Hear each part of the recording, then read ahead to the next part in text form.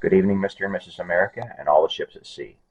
There are some fairly strange things coming to the surface lately, and especially those things related to the United States Social Security Administration. President Donald Trump created the Department of Government Efficiency, and all I can say is that it appears, for all intents and purposes, to be working better than any of us could have imagined. This puppet has taken particular note of more than a few items of note relating to the SSA, and hence is the discussion that will follow. First, Elon Musk exposed the fact that SSA has far too many people on its rolls, including multiple millions over the age of 120. Wow. Okay, that's odd. But what are any potential greater implications of this particular bit of information? Should we as Americans footing the tax bill for SSA be in the slightest bit concerned about fake people on Social Security accounts? After further thought, I will say unequivocally, yes, and here is why. What we have just witnessed the past 4 years is one of the greatest crime sprees ever perpetrated upon a nation's citizens, and that includes worldwide. The Democratic political party has by no unmistakable means made every effort to effectively change every red state to blue for general elections going forward. The recipe was diabolically simple, and they pulled it off masterfully.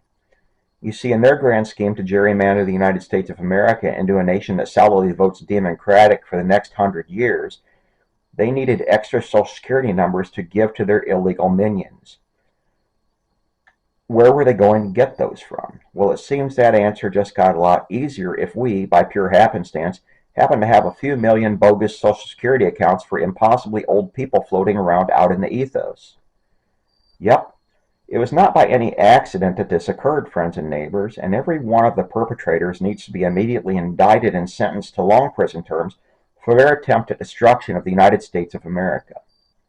What else reeks at the Social Security Administration of late? Well, that has to be the fact that it is well documented the abuse of duplicate Social Security numbers being used by illegal foreign workers in the United States of America, particularly those of Mexican ancestry. Yes, while you and I have to fill out I-19 forms every time we hire on at a new employer, and show 3 forms of identification in order to prove that we are in fact United States citizens and in fact eligible to work here. It has been going on in widespread fashion since at least the 1990s that every illegal trespasser who wants to work here merely borrows a Social Security number from a deceased person and passes it along to everyone in their extended family to abuse in similar manner. You think I am making this up? This puppet has known personally a person who worked in payroll at 3 manufacturers and reported that she came across hundreds of cases of illegal trespassers using fake and duplicate Social Security numbers during her tenures there. And while you and I cannot even begin a new job without background checks and authentication of legal identification, those same employers habitually look the other way when it comes to hiring illegal trespassers to fill out their workforces. And not a one within the Social Security Administration has done a single thing to stop the abuse, even though you and I both know that they know fully well what is going on. If nothing else, why are employers who break the law in this manner not hauled off to jail? Oh, because they are helping the poor and needy by offering them jobs? Give me a break. Believe me when I say that there are more than enough poor and needy U.S. citizens to fill out those work rolls without having to break the law to do so. Ever heard of something called an H-1B visa? In case you have not, it is the classification for visas that the United States Customs and Immigration Service, or USCIS as it is better known, bestows upon foreigners wanting to work within this country. The following, my loyal viewers, is from Brown Immigration website. There are essentially 2 H-1B caps or quotas, i.e. statutory limits on how many new H-1Bs USCIS can issue each year. The first is a standard cap for regular H-1B filings, referred to as the, quote, regular cap for individuals with a bachelor's degree or equivalent that qualify for H-1B status. There are only 65,000 regular cap H-1B filings permitted per fiscal year, and of this number, 6,800 available spaces have been reserved for citizens of Chile and Singapore. The second cap is technically a cap exemption, but is limited in number and ultimately runs out each fiscal year, thus creating a separate cap. The second cap is in reference to an additional 20,000 H-1Bs set aside for individuals who graduate from a U.S. master's degree program or higher level education that meets certain criteria referred to as the, quote, master's cap.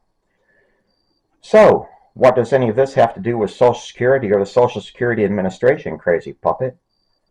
Well, folks, it gets a bit more interesting from here. Remember over the past few decades how we normally hear statements along the lines of, Social Security will be bankrupt within 20 years, or we are running out of enough younger workers to effectively finance the monthly Social Security payments to the much larger baby boomer generation for much longer. You know, common fear-mongering tactics.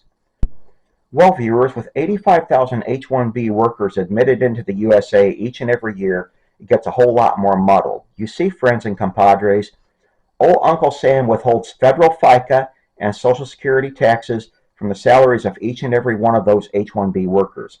And if they return to their native nations and do not retire into the United States of America, those Social Security stipends are swallowed up into the great Social Security scam slush fund. Now, I know what some of you are thinking. So what, puppet? 85,000 extra workers paying in each and every year is not that much in the overall scheme. This puppet, however, begs to differ. Take a look at this chart. You can see that in 2024, all wages earned up to an amount of $168,600 are in fact subjected to Social Security taxes up to a maximum of $10,453.20 per individual per year.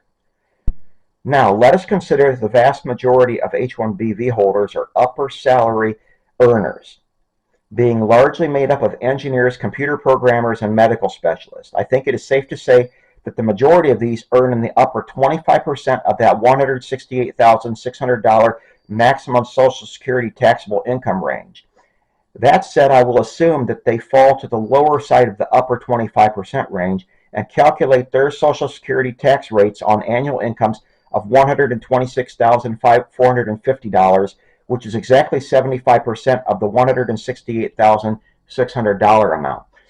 And by my same puppet math, I will assume an equally allocable tax table and calculate the maximum Social Security withholding amount in 2024 to have been $7,840, or exactly 75% of the $10,453 amount shown. So if we then take $7,840 and multiply it times 76,500 H-1B workers, I'm assuming that maybe 10% of those foreign workers will be, in fact, retired within the United States of America and collect their Social Security stipends, and the other 90% will retire in their home countries. We get an actual amount of $600 million being paid into that great Social Security slush fund in the sky each and every year. Now, please tell me why we supposedly have any type of worries when it comes to funding Social Security. I thought so. Folks, there is zero reason for our federal government to even tax Social Security incomes or require elderly to pay Medicare premiums from their already minimal incomes when we have a slush fund this huge and much more likely to be greatly over that amount in all actuality. Mr. Musk, drain that swamp. Good night, my loyal viewers, and sleep well.